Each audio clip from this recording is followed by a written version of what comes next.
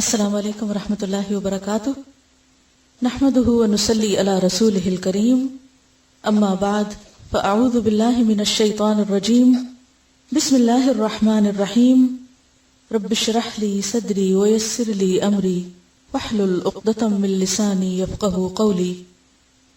پچھلی دفعہ ہم نے النصح یعنی خیرخواہی کے بارے میں پڑھا تھا۔ خیرخواہی کے بارے میں پہلی حدیث الدین النصیحہ قلنا لمن قال للہ ولکتابہ ولرسولہ ولأئمۃ المسلمین وعامتہم۔ دین سراسر خیرخواہی کا نام ہے۔ اس حدیث میں جب آپ صلی اللہ علیہ وسلم سے پوچھا گیا کہ کس کی خیرخواہی، تو آپ نے فرمایا اللہ، اس کی کتاب، اس کے رسول اور مسلمانوں کے ائمہ اور عوام کے لیے۔ تو میرا سوال آپ سے یہ ہے کہ اللہ کے لیے النصیحہ خیرخواہی یا سنسیریٹی کا مطلب کیا ہے؟ اللہ کے لیے اخلاص کا مطلب کیا ہے؟ اس کو ایک ماننا، شرک نہ کرنا اور اس کو سب سے بڑا ماننا اور پوری طرح دین میں داخل ہو جانا، اللہ کی اطاعت اللہ ہی کی خاطر کرنا۔ اس کی کتاب کے لیے سنسیریٹی کیا ہے؟ اس میں کیا کیا آتا ہے؟ کتاب کے لیے خیرخواہ ہونا، ذرا سا سوچیں، غور کریں، دل کی آنکھوں سے دیکھیں، کیونکہ یہ ہمارے دین کا مسئلہ ہے نا، دین کا حصہ ہے، تو اس پر عمل کیسے کرنا ہے، یہ صفت ہمارے اندر ہونی چاہیے۔ تو ہمیں سارے کا اپنا جائزہ لے، کیا میں کتاب کے لیے خیرخواہ ہوں، سنسیئر ہوں، مخلص ہوں، کتاب سے میرا تعلق ایک سنجیدہ تعلق ہے؟ سب سے پہلی بات یہ کہ اس کو اللہ کا کلام سمجھا جائے اور دنیا کے ہر کلام اور ہر چیز سے اس کو زیادہ اہم اور یعنی سب سے اوپر رکھا جائے، اور یہ سمجھا جائے کہ کوئی اور چیز اس جیسی ہے ہی نہیں۔ کیوں نہیں اس جیسی؟ کیا دلیل ہے آپ کے پاس؟ دنیا میں کوئی اور چیز اس کتاب جیسی نہیں، دلیل لائیے۔ یہ صرف جذباتی بات نہیں ہے، یہ کوئی ایموشنل سٹیٹمنٹ نہیں ہے۔ اصل بات یہ ہے کہ یہ اللہ کا کلام ہے اور باقی ہر چیز اللہ کی مخلوق ہے۔ یہ ہے بگیسٹ ڈفرنس خلق قرآن کا مسئلہ، جس میں امام احمد بن حنبل نے کتنے کوڑے کھائے تھے۔ اللہ سبحانہ و تعالیٰ کے لیے قرآن مجید میں آتا ہے لیس کمثلہ شیء، تو پھر اس کے کلام جیسی لیس کمثلہ، اس جیسی بھی کوئی چیز نہیں۔ ہم اسے ہر چیز پر کیوں اہمیت دیں، اسے کیوں بڑا سمجھیں؟ کیونکہ یہ اللہ کا کلام ہے۔ اس کو محسوس کریں کہ یہ اللہ کا کلام ہے، اس بنا پر اس کی اہمیت ہر چیز سے زیادہ ہے، اور کوئی اور اس جیسی کوئی چیز لا ہی نہیں سکتا۔ کیوں نہیں لا سکتا؟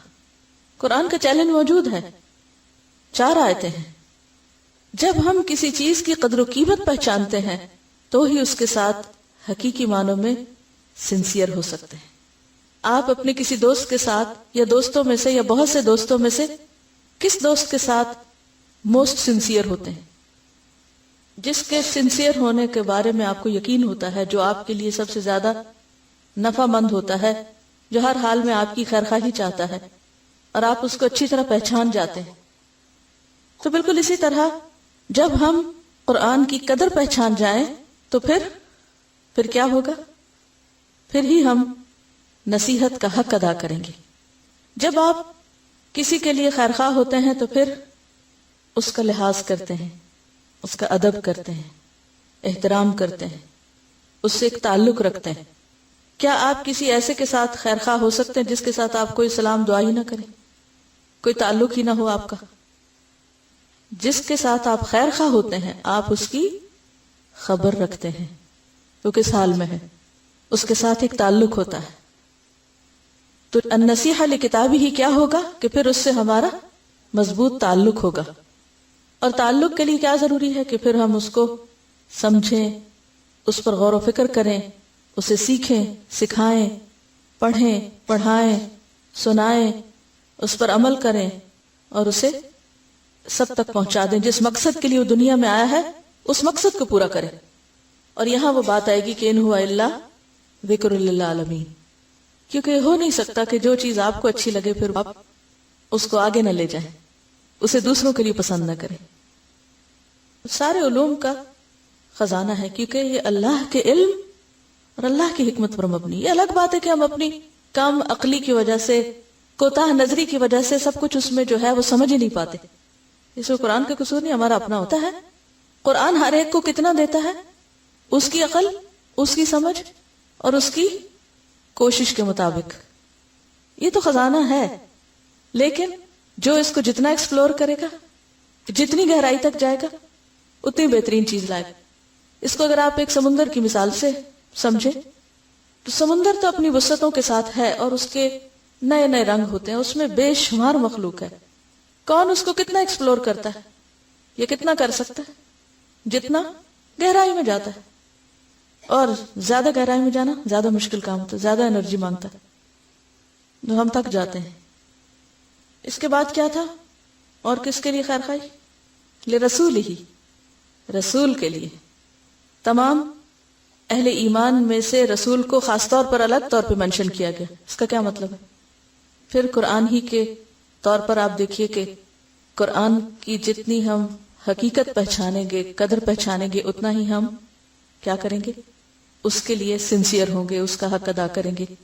اسی طرح جتنی رسول کی معرفت ہوگی، جتنی اس سے محبت ہوگی، اتنا ہی پھر اس کے لیے ہم خیر خواہ ہوں گے. اسی درجے کا ادب، احترام اور عزت ہمارے دلوں میں ہوگی، اور پھر ہم خوش دلی سے ان کی اطاعت ہی نہیں، اتباع بھی کریں گے. یہی معنی ہے نا سنسیئرٹی کا، کہ ہم سنسیئر ہیں اپنے رسول کے لیے. اور رسول بھی کیا ہیں؟ تمام جہان والوں کے لیے. اور پھر یہ کہ جس مقصد کے لیے رسول بھیجے گئے، جو مشن وہ لے کر آئے، ہم بھی اس کو کیا کریں گے؟ کنٹینیو کریں گے. یہی سنسیئرٹی ہے نا. اور ایمان لانا اور وہ تمام چیزیں تو اپنی جگہ ہیں، وہ تو پہلا قدم ہے. اور پھر آپ کی سنتوں کو زندہ کرنا، آپ کی سنت پر عمل کرنا، اس کی تعلیم دینا، آپ کے اہل بیت اور آپ کے صحابہ کرام سے محبت رکھنا، جن لوگوں نے آپ کا ساتھ دیا ان کے ساتھ خیر خواہی کرنا، ان کی قدر پہچاننا. یہ تمام چیزیں کس میں آ جاتی ہیں؟ سب النصیحہ میں آ جاتی ہیں، سنسیئرٹی میں آتی ہیں. پھر ائمۃ المسلمین، مسلمانوں کے امام، جو لوگ کیا کریں؟ مسلمانوں کی رہنمائی کا کام کریں، ان کی خیر خواہی. ان کی خیر خواہی کس طرح ہو سکتی؟ خیر اور بھلائی کے کاموں میں ان کا مددگار بننا. اگر وہ غلط جانے لگے تو ان کو نصیحت کرنا اور ان کی اس میں مدد کرنا، ان کی ذمہ داریوں کو بانٹنا. کیونکہ بعض اوقات اگر کوئی شخص ایک کام کرنے لگے تو ہم کیا کرتے ہیں؟ سب کچھ اسی پہ ڈال دیتے ہیں. مثلا ایک ماں گھر میں کیا ہے؟ ایک امام ہے مثلا، یا باپ ہے. اب کیا ہوتا ہے؟ بیوی بچے سارے کے سارے اس کے پلے پڑ جاتے ہیں، اس کا بوجھ نہیں بانٹتے. اسی طرح اگر ماں ہے اور ماں کچھ چیزوں میں گھر کی ایک سربراہ ہے تو عام طور پہ کیا ہوتا ہے؟ اکیلی ماں ہی سارے کام کرتی رہتی ہے اور ہر چیز کو لک آفٹر کرتی، ساری ذمہ داریاں اسی پہ پڑ جاتی ہیں. اور باقی بچے جو ہیں وہ اپنا حق سمجھتے ہیں کہ بس سب کچھ وہی کرے ہمارے لیے، وہی سوچے، وہی پکانے کا سوچے، وہی کھلانے کا سوچے، ہر چیز بس وہی سوچے. ہم تو بچے ہیں اور ساری زندگی بچے بنے رہتے ہیں، ذمہ داری نہیں اٹھاتے. تو گھر کی ایک کنگڈم کے باہر بھی یہی چیز ہے کہ کسی بھی جگہ پر کوئی بھی اگر رہنمائی کا فریضہ انجام دے رہا ہو تو اس کی خیر خواہی کیا ہے کہ اس کے ساتھ خیر، بر اور یعنی کہ تعاونوا علی البر والتقوی، نیکی اور تقوی کے کاموں میں، خیر اور بھلائی میں اس کے ساتھ تعاون کیا جائے اور اس کو سپورٹ کیا جائے. اور جہاں وہ غلط ہو وہاں خیر خواہی کے ساتھ اس کی اصلاح کی جائے اور اس کو ہلاکت کی طرف جانے سے بچایا جائے. پھر اس کے بعد آتا ہے وعامتہم، عوام الناس کے ساتھ خیر خواہی، عامت المسلمین کے ساتھ خیر خواہی. یہ کیسے کریں گے؟ امر بالمعروف نہی عن المنکر وتواصوا بالحق وتواصوا بالصبر، ان کی آخرت کی فکر. السلام علیکم. Benefits of an-nasiyah, well-wishing اور خیر خواہی. Number 1, sincere well-wishing requires ikhlas. Otherwise it will neither be beneficial nor last very long. So it helps us develop ikhlas. And pleasing only Allah subhanahu wa ta'ala should be at the top of everything. Number 2, well-wishing for others. Khair khwahi or nasiha forces us to overlook and ignore others' shortcomings, faults, mistakes, and habits that might bother us. And if we don't, we can never do good for others. Number 3, the urge to do good and benefit others makes us use our full potential and capabilities as we try to find ways and means for it and benefit ourselves as well. Number 4, genuine well-wishing is recognized and appreciated eventually. If not by words, the results are a source of giving us a boost to continue. Number 5, well-wishing makes the relationship among family and friends stronger, and they trust you and turn to you for advice and encouragement. Number 6, others become more important, and it takes off the burden of self-projection. Number 7, continuous well-wishing increases hikmah, and we start to naturally use appropriate words and ways to advise others. What to avoid when advising or well-wishing? Number 1, avoid long lectures. Number 2, don't keep repeating that you are their khair khwah. Number 3, if well-wishing or advice backfires and someone repels instead of accepting it, don't be offended, but back off graciously rather than force yourself on others. Number 4, don't go around telling people of everything good that you do or have done for others. Number 5, be natural, humble and sincere when well-wishing or doing khair khwahi. Your own disposition and manner makes a difference. May Allah subhanahu wa ta'ala make us all the best of well-wishers inshallah. इंशाअल्लाह। क्या चीज हमें खैरखाही से रोकती है? बात तो मुकम्मल हो गई, लेकिन हम अमल क्यों नहीं कर पाते? क्या चीज रोकती है? कभी तकब्बुर रोकता है, कभी शुह, दिलों की तंगी, और दूसरों का खौफ के नाराज हो जाएंगे, और बाज़-औक़ात अपनी कभी भी आड़े आती है कि शायद हम उस तरह ना कह पाए जिस तरह हमें कहना चाहिए, तो कहीं मामला उलट ही ना हो जाए। किसी के साथ खैरखाही से बाज़-औक़ात इंसान किसी नाराजगी की बिना पे भी रुक जाता है, जब हमारा दिल दूसरों के लिए साफ नहीं होता। क्योंकि शैतान का क्या काम होता है? इन्ना शैतान यंज़हु बैनकुम, वो कोई ना कोई मसला उठाए रखता है कि आपस में मिसअंडरस्टैंडिंग क्रिएट करे या होती रहे कोई ऐसी चीज कि जिसकी वजह से हर कोई बस फिर अपने बारे में ही सोचे और दूसरे का छोड़ दे। और इसकी बुनियादी वजह क्या होती है? जो बातें आपने बताई वो बिल्कुल दुरुस्त है कि एरोगेंस होती है, शुह, व्हाटएवर, सब कुछ, लेकिन क्या ये एक रीजन नहीं होती कि खफगी या नाराजगी, या एक होता है ना कि हम किसी का भला चाहते हैं लेकिन हमें जब उससे कोई मिसअंडरस्टैंडिंग होती है तो फिर हम अपने आप को खींच लेते हैं, बस इनफ इज इनफ, काफी है, बहुत हो गया। बाज़-औक़ात वो एक ग्रज रह जाती है, किसी ने कोई ऐसी बात कर दी, फिर वो हमारे दिल पे लग गई, फिर हमने उसको अंदर से नहीं निकाला, माफ नहीं किया, और फिर वो हमें रोक लेती है जब भी हम किसी को कोई अच्छा मशवरा देने लगते हैं या कोई अच्छी चीज बताने लगते हैं या कुछ देने ही लगते हैं। यानी कई किस्में होती है ना खैरखाई करने की। असल में होता है कि जिस चीज का जो जरूरतमंद है, अच्छाई का या नसीहत का, उसको वो दी जाए। इसकी एक बुनियादी वजह सोच का फर्क या बदगुमानी या मिसअंडरस्टैंडिंग या नुक्ता नजर का फर्क होता है। इख्तिलाफ की एक बहुत बड़ी वजह या नाराजगी की एक बहुत बड़ी वजह इख्तिलाफ नजर, इख्तिलाफ सोच। चीज होती कुछ है, नजर कुछ और आ रही होती है। हम कुछ समझ रहे होते हैं, दूसरा कुछ समझ रहा होता है। बाज़ औक़ात हम दूसरे की बात गौर से नहीं सुनते, बाज़ औक़ात अपनी सही तौर पर कम्युनिकेट नहीं करते, और नतीजा क्या होता है? हर एक अपने अपने लेवल पे बात कर रहा है और बीच में आके वो उलझ रही है और नाराजगी बढ़ रही है। इसको आप एक छोटी सी मिसाल से समझ सकते हैं। मसलन ये तस्वीर क्या है? किस चीज की तस्वीर है? मेंढक की है ना, एक ही तस्वीर है ना। जिन्होंने पहले मेंढक कहा उन्होंने ही दूसरी दफा उसको, चीज वही है, किस चीज का फर्क?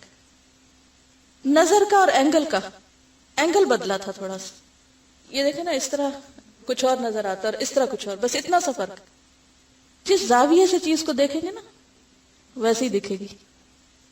बात यह है कि नुक्ता नजर का फर्क, बैकग्राउंड का फर्क, जिस माहौल में आप परवरिश पाते हैं, जिस तरह की आप हर वक्त बातें सुनते हैं, वो सारी चीजें हमारी सोच पे, हमारी नजर पे असर अंदाज होती हैं, और उसके मुताबिक फिर हमारा लोगों के बारे में नुक्ता नजर तब्दील हो जाता है। दो लोग अपनी अपनी जगह पर बिल्कुल अपने नुक्ता नजर को जस्टिफाई कर रहे होते हैं, لیکن دونوں ایک دوسرے کو بہتر طور پر نہیں سمجھ رہے ہوتے، کیونکہ دونوں کا زاویہ نگاہ فرق ہے. 0 اور 90 ڈگری کے درمیان بھی کچھ ہوتا ہے. کیا ہوتا ہے؟ لیکن عام طور پہ ہم یا تو 0 پہ ہوتے ہیں یا 90 پہ ہوتے ہیں، 45 کے اینگل سے نہیں دیکھتے.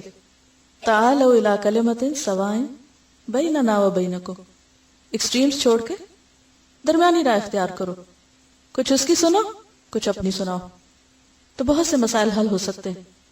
اور یہی طریقہ ہے کہ پھر ہم واقعی خیر خواہی کر سکیں دوسروں کی، ورنہ ہم اس حدیث پہ عمل نہیں کر سکتے.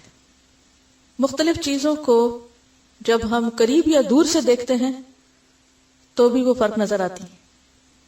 نبی صلی اللہ علیہ وسلم کو جب کوئی پہلی دفعہ دیکھتا تھا تو بعض اوقات ہیبت ہوتی تھی، لیکن جتنا جتنا قریب آتا محبت بڑھتی جاتی. آج کل کے دینی رہنماؤں کا حال کیا ہے کہ دور سے بہت خوبصورت نظر آتے ہیں، جو آپ ان سے معاملہ کرنے لگتے ہیں، قریب آتے ہیں تو کیا ہوتا ہے؟ وہ محبت اور وہ افیکشن اور وہ سب کچھ کم ہوتا جاتا ہے کہ اچھا بس یہی تھا. تو بات یہ ہے کہ ہم کسی کے ساتھ بھی صحیح طور پر خیر خواہی نہیں کر سکتے جب تک ہم اپنی نظر میں وسعت نہیں پیدا کرتے. ہمیں اپنی نظر میں وسعت کی ضرورت ہے. چیزوں کو صرف ایک رخ اور ایک اینگل اور ایک ہی طرح میں مت دیکھیے، نیوٹرل ہو کے مختلف اینگل سے جائزہ لیا کیجیے. حکمت کے ساتھ بتاتے رہنا یہی تو خیر خواہی ہے. چھوڑ نہیں دینا کہ یہ تو نہیں سنے گا اور یہ تو بہت دور جا چکا، یہ تو بہت خراب ہے اور اس میں تو کوئی خیر نہیں. ہم سب میں کمزوریاں ہوتی ہیں، ہر ایک کے اندر ویکنیسز ہوتی ہیں. ہمیں لوگوں کو ان کی ویکنیسز کے ساتھ قبول کرنا چاہیے. قرآن پڑھنے کا مطلب یہ نہیں کہ جو لوگ ہمیں اس سے دور ہٹے نظر آئیں ہم ان کو صرف نفرت دینے والے ہوں، نہیں، ہم ان کے ساتھ بھی اتنی خیر خواہی کرنے والے ہوں. لوگوں کو ان کے دنیاوی مرتبے اور مقام پر مت پرکھیں، یہ بھی ایک بہت بڑی رکاوٹ ہوتی. بعض اوقات جو لوگ ہمیں اچھے لگتے ہیں ان کے لیے ہم بہت خیر خواہ ہوتے ہیں اور جو اچھے نہیں لگتے ان کے لیے خیر خواہ نہیں ہوتے. بہت سے لوگ جو ہماری توقعات پہ پورے اترتے ہیں ان کے ہم خیر خواہ ہوتے ہیں، جو توقع پہ پورا نہ اترے اس کے لیے بھی ہماری کوئی خیر خواہی نہیں ہوتی. ہمیں انکنڈیشنل خیر خواہی کرنی ہے اور ہر ایک کے ساتھ کرنی، دوست کے ساتھ بھی کرنی ہے اور دشمن کے ساتھ بھی کرنی ہے. جس سے محبت ہے اس کے ساتھ بھی اور جس سے نفرت ہے اس کے ساتھ بھی خیر خواہی کرنی ہے، تب جا کر حقیقی خیر خواہی ہوگی. پھر اسی طرح غریب کے ساتھ بھی کرنی ہے، امیر کے ساتھ بھی کرنی ہے، جاہل کے ساتھ بھی کرنی ہے، عالم کے ساتھ بھی کرنی ہے. ہاں ہر ایک کے لیے طریقہ فرق ہوگا. اب دیکھیے کہ پیغمبروں کی سنت کیا رہی ہے. حضرت نوح علیہ السلام جو بہت ابتدائی پیغمبروں میں سے ہے، انہوں نے اپنی ساری قوم کی خیر خواہی کی اور ہر لحاظ سے ان کو سمجھایا. ہم پڑھ چکے ہیں سورۃ نوح میں، چپ کے بھی، زور سے بھی، دن کو بھی، رات کو بھی، یہ خیر خواہی تھی نا. تو کچھ غریب لوگ اور معاشرے کے معمولی قسم کے لوگ ان کے آس پاس اکٹھے ہو گئے، انہوں نے ان کا یہ پیغام قبول کر لیا. تو بڑوں کو کیا مشکل ہوئی کہ آپ کے پاس تو یہ نچلے طبقے کے یا نعوذ باللہ 3rd کلاس لوگ آپ کے ساتھ شامل ہیں، ہم آپ کے ساتھ کیسے شریک ہوں. تو آپ نے کیا کیا ان کے ساتھ؟ کیا کہا؟ ما انا بطارد الذین آمنوا، میں ان کو نہیں دور پھینک سکتا، میں ان کو نہیں چھوڑ سکتا. اور اللہ سبحانہ وتعالیٰ نے کیا حکم دیا کہ ایسا نہ کرنا. نبی صلی اللہ علیہ وسلم کو کیا حکم تھا؟ قریش مکہ کا کیا مسئلہ تھا؟ وہ بھی یہی کہتے تھے. اللہ تعالیٰ نے صاف طور پہ فرمایا وَلَا تُطِعْ مَنْ أَغْفَلْنَا قَلْبَهُ عَنْ ذِكْرِنَا وَاتَّبَعَ هَوَاهُ وَكَانَ أَمْرُهُ فُرُطًا، اور وَلَا تَطْرُدِ الَّذِينَ، اور ان لوگوں کو اپنے سے دور نہ پھینکنا جو اپنے رب کو صبح شام پکارتے ہیں. وَاصْبِرْ نَفْسَكَ مَعَ الَّذِينَ يَدْعُونَ رَبَّهُمْ بِالْغَدَاةِ وَالْعَشِيِّ يُرِيدُونَ وَجْهَهُ وَلَا تَعْدُ عَيْنَاكَ عَنْهُمْ تُرِيدُ زِينَةَ الْحَيَاةِ الدُّنْيَا وَلَا تُطِعْ مَنْ أَغْفَلْنَا قَلْبَهُ عَنْ ذِكْرِنَا وَاتَّبَعَ هَوَاهُ وَكَانَ أَمْرُهُ فُرُطًا. ایک اور چیز یہ ہے کہ بعض اوقات ہماری کچھ لوگوں کے بارے میں رائے ہوتی کہ یہ دین کے لیے بہت فائدہ مند ہے اور انہوں نے تو کوئی فائدہ نہیں پہنچانا، مثلا یہ تو فلاں شخص تو دین سے بہت دور ہے اور یہ نہیں فائدے کا ہو سکتا، وہ تو بہت پیچھے. اگر آپ تاریخ پڑھیں، سیرت پڑھیں تو آپ حیران ہوں گے کہ بعض لوگوں نے دور ہوتے ہوئے بھی، بظاہر معمولی انسان ہوتے ہوئے بھی دین کی وہ خدمت کی کہ جو بڑے بڑے لوگ نہیں کر سکے. اس کو ایک چھوٹی سی کہانی سے آپ سمجھیے. وہ آپ نے شاید کریک پاٹ کی کہانی پڑھی ہوگی کہ ایک گھڑا تھا جس میں کریک تھا اور اس سے پانی جو تھا وہ سارا نکل جاتا تھا. تو واٹر کیریئر جو تھا وہ جا کے بھرتا اور جب تک وہ واپس پہنچتا آدھا گھڑا خالی ہوتا. تو وہ گھڑا بیچارہ بڑا اداس ہوتا کہ میں تو اس کے اوپر ایک بوجھ ہوں, یہ مجھے بھر کے لاتا ہے اور میں آدھا رہ جاتا ہوں, اور اس کے مقابلے میں یہ دوسرے تو بھرے ہوئے ہوتے ہیں اور پورے کا پورا فائدہ پہنچاتے ہیں.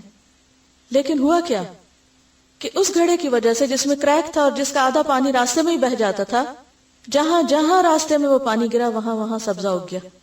وہ اپنا پورا پانی تو نہیں دے سکا, لیکن گر کے بھی وہ ایک اور طرح فائدہ مند ہو گیا. اس نے راستے میں پھول اگا دی, وہ راستہ گرین ہو گیا.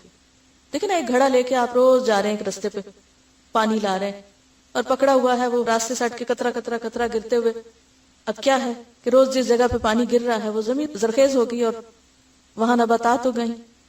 ضروری نہیں ہوتا کہ کوئی شخص آپ کو اسی طرح فائدہ پہنچائے جس طرح آپ اس سے ایکسپیکٹ کر رہے ہیں. یہ بھی ہو سکتا ہے کہ ایک شخص جو بظاہر دیکھنے میں بڑا ہی کمزور ہے, بہت پیچھے ہے, معمولی حیثیت کا ہے, نہ اس بیچارے کے پاس مال ہے, نہ ہی کوئی مقام ہے, نہ کوئی سطوت ہے, نہ ہی کوئی شہرت ہے, کچھ بھی نہیں, اور آپ اس پہ توجہ اس لیے نہیں دے رہے کہ اس نے کیا کرنا ہے. ان کو چھوڑ کے کس پہ توجہ دیں جن کے پاس یہ سب کچھ ہے, ان میں سے بہت کچھ ہے.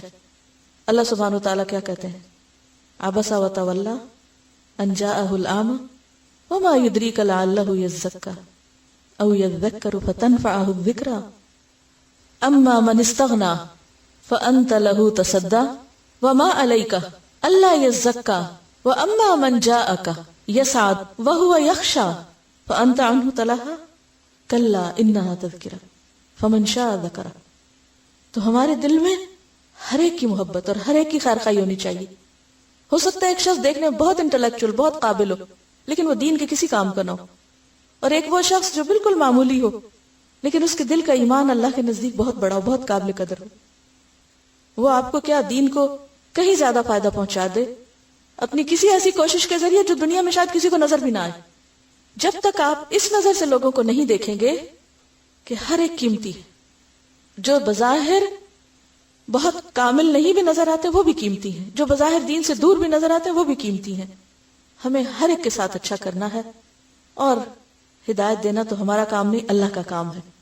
انک لا تہدی من احببت. بعض اوقات ہمارے دل میں ہوتا ہے کہ یہ بہت کچھ کر لے, یہاں سے بہت کچھ ہو جائے, اور وہ کچھ بھی نہیں کرتے اور اللہ تعالیٰ ایک تیسرے شخص پہ لے آتا ہے وہ کرنے کے لیے. ہمیں صرف اپنے پارٹ پہ دیکھنا ہے, ہماری کیا ذمہ داری بنتی ہے. ہمیں نہیں دیکھنا کہ دوسرا ہمارے ساتھ کیا کرے, کیونکہ اگر آپ برابر کا اور جواب میں خیر خواہی چاہیں گے تو ہو سکتا ہے آپ کسی سے بھی نہ کر سکیں. پھر ابو بکر رضی اللہ تعالیٰ عنہ نے جو کمزور اور مسکین قسم کے غلام آزاد کیے تھے, اور ان کے والد نے ان کو مشورہ دیا تھا کہ طاقتور لوگوں کو لو, وہ تمہیں فائدہ دیں گے. کہ نہیں, اللہ کی خاطر کرنا ہو. You never know کہ کوئی ایک چھوٹی سی چیز کتنی بڑی ثابت ہو آپ کی آخرت کے لیے. اور وہ واقعہ آپ کو یاد ہوگا نا کہ ایک شخص جو بظاہر دنیا میں بہت بڑا عالم اور بہت بڑا نیکی کا کام کرنے والا تھا, جو فوت ہوا تو کسی کو خواب میں نظر آیا تو اسے پوچھا کہ تمہارا کیا حال ہے, تو اس نے کیا کہا تھا. ایک معمولی انسان کو پڑھانے اور سکھانے کی وجہ سے بخشش ہو گئی ہے, باقی چیزیں کام نہیں آئیں. بعضوں کا دیکھنے میں آپ بڑا عالی شان کام کر رہے تھے, ہو سکتا ہے آپ کی نیت کتنی دفعہ بھٹکتی پھسلتی اور آپ کو خود بھی نہ پتا ہو, اور ایک چھوٹا سا کام جو آپ نے معمولی سمجھ کے کیا ہو سکتا ہے وہاں نیت محفوظ رہ گئی ہو اور وہ آپ کی نجات کا ذریعہ بن جائے. اس کا یہ مطلب نہیں کہ انسان اپنی محنت چھوڑ کے تو بس چھوٹی موٹی چیزوں پہ گزارا شروع کر دے اور اچھی کی خواہش نہ رکھے یا اچھی محنت نہ کرے, لیکن ہر ایک کے لیے خیر خواہی. سبق یہ ہے کہ ہر ایک کا بھلا چاہنا, یعنی ہر ایک کے لیے خیر خواہی. اگر آپ اس کے لیے چند لفظ اپنے پاس لکھ لینا, امیر سے بھی, غریب سے بھی, عالم سے بھی, جاہل سے بھی, امیر سے بھی, معمور سے بھی, اس سے بھی جو ہمارے لیے اچھا ہے اور اس سے بھی جو ہمارے لیے اچھا نہیں, اس سے بھی جو دین کے اندر ہے اور اس سے بھی جو دین سے دور ہے, کوئی بھی ہے. ہمیں اس سے کوئی غرض نہیں کہ کون کیا ہے, ہمیں غرض اس سے ہے کہ ہمیں کیا کرنا ہے, رشتہ دار سے بھی اور اجنبی سے بھی, دوست سے بھی اور دشمن سے بھی. السلام علیکم. خیرخواہی کے حوالے سے مجھے ایک بات بڑی اچھی لگی, جو پچھلے ویک میری ایک ڈسٹنس نیبر ہے, تو اس نے میری آنسرنگ مشین پہ میسج چھوڑا ہوا تھا کہ مجھے کال کرو.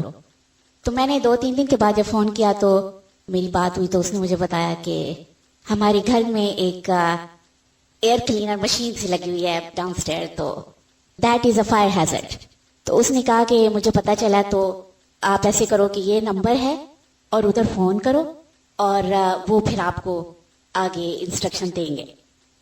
اور اس نے کہا کہ ہماری جو پوری کمیونٹی ہے اس میں وہ ایئر کلینرز لگے ہوئے ہیں اور میں سب کو جو ایون بلڈر ہے اس کو فون کر کے بتا رہی ہوں, تو وہ پھر ہی ول میک شیور کہ جتنے لوگوں کو میں بتا سکتی ہوں میں بتا دوں اور جو باقی ہیں ان کو وہ بلڈر بتا دے گا. And I was like so shocked کہ اس کے اتنے چھوٹے چھوٹے بچے ہیں and she so busy always, اور اس نے شی میڈ اے پوائنٹ کہ ہم سب کو پتا چلے کہ ہمارا جو ایئر فلٹر ہے وہ فائر ہیزرڈ ہے. سو اس دن سے میری یہ خیر خواہی پڑھتے ہوئے مجھے اس کی بات اتنی اچھی لگ رہی تھی کہ یہ کام ہمیں ایک مسلمان ہونے کے ناطے سے کرنا چاہیے.